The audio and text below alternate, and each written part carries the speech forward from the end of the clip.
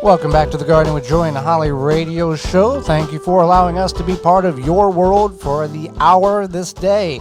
If you have gotten rain, well, good for you, but there's probably not enough rain, and we are still in our portion of the neck of the woods dealing with drought. Tree Diaper can help us with that in many parts of the country, if not all the parts of the country. That's correct. Tree Diaper is a revolutionary watering system that slowly releases water around the base of any tree or plant as the soil dries. We've got them in our garden. Yep, Tree Diaper is filled with water from rain or when you water and slowly releases water over 3 weeks. Every time it rains, Tree Diaper recharges. No pipes, hoses, or electricity needed. Water your plants and trees whether they're by the house, down the road, or in the back 40. Also works under mulch. Whether you're a first-time gardener or advanced, Tree Diaper will improve the way you water your plants. This is made in the USA. You can find all the sizes they have available at treediaper.com. You want to see how they operate? Go to our parent website, the WisconsinVegetableGardener.com. Upper right-hand corner, you see the little magnifying glass. Type in Tree Diaper, one word, and the video will pop up, and you can see how they look and operate in our garden. Well, Holly, let's talk about operating in our garden when it comes to people of multiple sizes. Right. So I just want to talk about this because I myself am not slim and trim. I am a larger bodied human. And I think that it's important to know that people of all sizes and abilities can definitely garden. Sometimes you may have to think about how you can essentially help yourself, but there's a lot of tips or tricks. So And people have reached out to you on your Instagram account, which is called the Fat Gardener. and asked you how you do certain projects or activities in the garden because of your stature. Right. And this is one thing I wanted to talk about. And there is no shame in having to maybe make the garden work for you or what have you. So I think the biggest thing is just to think about how you can help yourself. Maybe you're gardening in the ground and you're like, this is very taxing. Maybe that's not for you. So you could look into an alternative way, whether that be raised beds, elevated raised beds, some containers.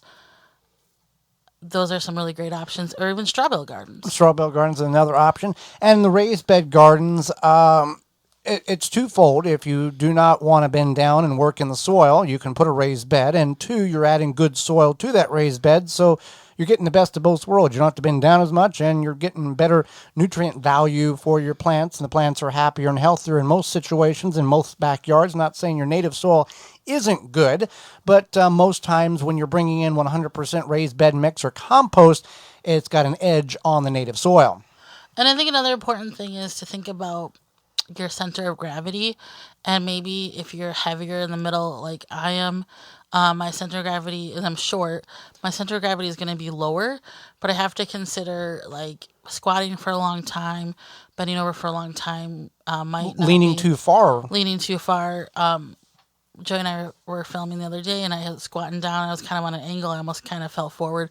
I mean, I caught myself, but if I wasn't paying attention, I probably could have fallen forward. So thinking about stuff like that, stretching, I think everybody should stretch every day, but if you maybe have some lower back pain or something, you might want to think about not running out to the garden first thing in the morning, letting your back kind of warm up for the day. Another thing is don't make the beds too wide. Our beds are 4 feet wide, but honestly, like if I was gardening alone, I probably would do 2 or 3 feet across, and that may seem ridiculous, but it does make it a little bit easier to not have to reach so far. Well, I mean, if you were 6'6", the bed's 4 foot apart, you've already got, just look at them and you stretch out, you're already across it. Right. You got shorter arms. Right, and that's another thing to think about is like your height, your arm length, things like that. If you're like, okay, well, I do use this bench, but I don't like it. Think about investing into maybe a different gardening bench, something with wheels. I know somebody had contacted me on Instagram, and I had found this gardening bench with wheels, and that was kind of perfect for them to move from side to side. Was it one that had kind of large rubber wheels and like an old tractor seat, and Yeah. and you could scoot along the edge of the bed? Yeah. Okay. And those are very helpful. That way you don't have to keep getting up and down. You can kind of scoot along, and you can do your weeding or sowing or whatever you need to do, picking, what have you. Another thing is don't be afraid to ask for help. So maybe there is a part of your gardening experience that you're like, this is terrible. I can't handle it. I like the end result, but I don't like how I get there. Right. So, and maybe have like a very candid discussion with your spouse or neighbor or somebody who can help you, and then offer, to give them some of the harvest, or bake them a pie, whatever you could do to kind of, pay them back, whatever, for their help. But don't be afraid to ask for help. It's definitely worth it, rather than hurting yourself or feeling discouraged. Next one here is if you don't like the heat, and Holly, you fall into that category. Not all of us were farm kids, and It's not that I don't like the heat. I don't do well in you the don't do heat. well in the heat. No, Right. you would for all purposes, you would not do well on the farm. I probably would slap somebody on the farm. Yeah. You wouldn't be So- good. Wouldn't be good. You wouldn't be a good gate girl because you couldn't get the. I don't think you get the gate closed quick enough when you're moving, separating cows. It's a good thing I'm not a gate girl. Yeah, that's Yeah. good. There's So- people listening going, "See, honey, you can't do the gate right. Somebody else knows what's going." Yeah, okay. Yeah, well, you're welcome. But the thing is I don't do well in the heat, and Joey knows this. So if we actually so recently it's very hot. We opted to work in the garden on Friday evening versus the following Saturday because of the heat. So keep that in mind. Think about, like, maybe if the heat of the day comes around 2 or 3 o'clock, think about working in the garden in the evening or in the morning when it's not so hot. All right. Use mulch to help with your weeding. We talk about this not just about in this topic, but in general. The more the fewer weeds you have, the better off your garden's going to be. The less time you have to spend weeding it, and the more healthy, in some instances, your garden will be, because the weeds will not be competing with the plants in which you're trying to grow. However, there are some times when, and we've experienced this, when we've had a prolonged heat, weeks, where we didn't weed, because if we would have weeded, we would have lifted the roots up, exposed what moisture was in the soil, that would have dried out, and those weeds in some degree was shading the soil out and keeping it cooler, even though it was absorbing some of the nutrients in that soil that we wanted our plants to take up. So it was kind of a little balance there between weeding or leaving them there and keeping the soil cool because of the weeds that were coming up. Right. So with that being said, you also want to think about irrigation when you're watering. So maybe Dripworks.com, Tree Diaper, Quick Snap, multiple different things in which you can use in order to water your garden. Right. So maybe you don't like pulling the hoses Water out. hoop. Right. Maybe you don't like pulling the hoses out. It's maybe, especially when it's hot out, it's not Because not if fun you for pull you. the hoses out, somebody wants you to put them back away. Right. So maybe think about investing in irrigation. The biggest one I think. Well, let's talk about that for a minute. That is what, and the only reason why our garden has survived last year and so far this year is because of the irrigation and the investment that we put into it. We got it on a timer, 8 a.m., 12 p.m., and 5 p.m., 20 minutes, drip. It goes right to the root system, and the plants love it. Right. So another thing I really want to mention and talk about is wearing proper clothing and footwear. Now, maybe you were raised to think that you can't show your arms because they're not, model pretty or something like that. Who's looking? Who's looking? First of all, who's looking? Second of all, it's 2021. We're not doing that anymore. We're not following these silly fashion rules. Wear the sleeveless top. If you want to wear shorts, wear shorts. I would just suggest that making sure that if walking on the ground is hard on you, I actually just went through physical therapy because of my my bad ankle.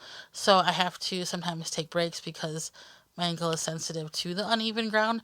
So just be aware of that. And What garden doesn't have uneven ground? Right. Yeah. So, but be aware of that. Give yourself a break. Think, okay, I can wear this sleeveless shirt. It's going to make me feel a lot cooler than wearing a short sleeve shirt. And it's okay. It's okay that I don't have the perfect arms. Or maybe you want to find a nice garden hat. I found a nice garden hat, and it happens to be a quote-unquote men's hat, but who cares? It makes my You do head... have a larger I do have head. a larger head, Yeah. yes. But it allows for my head to breathe, and that's what's important. So you want to keep that in mind, is that maybe think outside the box and just accept the fact that, like, it's okay. It's okay to wear what you need to in the garden to make it an enjoyable experience for yourself. Well, maybe some people choose and want to grow outside and do grow outside to a certain level, but maybe inside you have a room or an area of your home in which you can set up a grow system, Happy Leaf LED grow light, couple of grow bags from rootmaker.com. Like we have in our grow room, we've got 3 tomatoes, Tiny Tims, in a 10 by 20 flat, and they are producing. They're about 18 inches high. They're not going to get much higher than that. I've created a frame for the lights to hang on. Now, it's nothing to the point where, oh, we've got 7 pounds of tomatoes we got to do something with. These are cherry and grape-sized tomatoes, but it's enough in order for you to consume, here and there type of thing. Right. But it certainly can be done on a very low budget. And you can do, besides Tiny Tim tomatoes, you can do leaf lettuce. You can do all types of different things. Herbs. Yes. Yeah. And you don't need, if you have a 3-season porch or a south-facing window that you can maneuver plants around and make it work, you can certainly do that and do the best of both worlds, outside and inside. I would definitely recommend that, especially if you want to expand your gardening knowledge. Sometimes it's fun to grow indoors year-round. If you want to see our system, you can go to our parent website, the WisconsinVegetableGardener.com, and just scroll down on the main page. You're going to see indoor Tiny Tim tomato setup or something it's called of that. It's a nice little video that we show what we've got and how it's working. So in conclusion, just keep in mind that whatever you need to do, there's no shame in having to ask for help, using a garden bench, or using whatever you need to help yourself enjoy your time in the garden. Those Japanese beetles are working their little tails off in order to eat our vegetation. So summer is in full swing. It's hot outside, and those Japanese beetles are already in the garden tearing things up. Right. If you're looking to successfully control beetles without damaging the environment, look no further than Beetle Gone from Phylum Bioproducts. Derived from a naturally occurring soil bacteria, Beetle Gone is the only organic solution that successfully controls beetle invaders. You just mix the powder with water and spray it on your plants. Once ingested, the targeted pests will stop feeding, and then they will die. And since it's organic BT product, you know it's a great choice to use on your fruits and veggies, in addition to your ornamental flowers and trees. Not only does Beetle Gone work, but what I like most about it, that this product, it is safe to use around beneficial insects such as butterflies, bees, and ladybugs, and it has no issue with water toxicity. That's Beetle Gone from PhylumBioproducts.com. That's PhylLOM Bioproducts.com. For more information, please visit theWisconsinVegetableGardener.com.